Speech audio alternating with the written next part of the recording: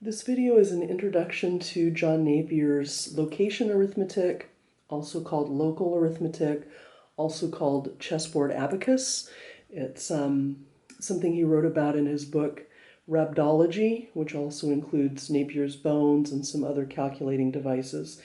For now, this is basically a video just for myself, to remind myself of all the workings, and it'll be followed up by a video on adding and subtracting, a video on multiplying, then one on dividing, and then one on taking square roots, all of which you can do on this.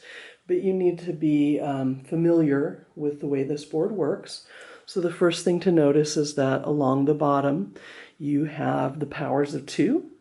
So this is actually binary, not that Napier would have thought of it that way or had that name to refer to it with.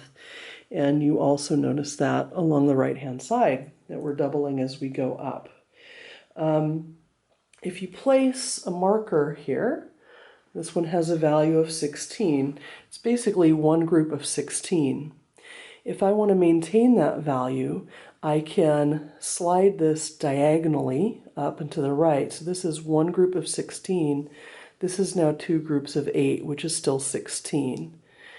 Continuing to move diagonally, I have 4 groups of 4, 2 groups of 8, and 16 groups of 1, or commutative property. It doesn't matter which way you say it. But that maintains the value if you slide along the diagonal. Another way to work with the values is to move either left or right, up or down. So this has a value of 16, but if I move to the right, then I need to double the number of pennies that I have there in order to still have 16. 2 groups of 8, 2 8s is 16. And likewise, if I have 2 coins in one space, if I move to the left, in order to represent the same value, I'm going to have 1 coin instead of 2. And this works whether you're going left, right, or up, down. For instance, if I'm here, so that has a value of 4. It's one group of 4, or 4 groups of 1. If I move down, then I'm going to double the number of coins I have there. Now I still have 4, but if I have 2 coins in a space and I move up, then I'm going to just have 1 of those coins instead of 2.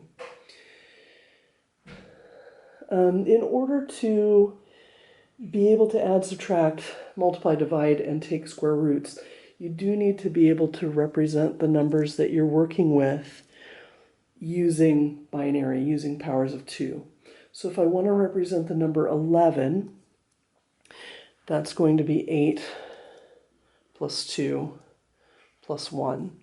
So depending on the number, that's more or less complicated to do. If I want the number 20, it's a 16 and a 4, etc.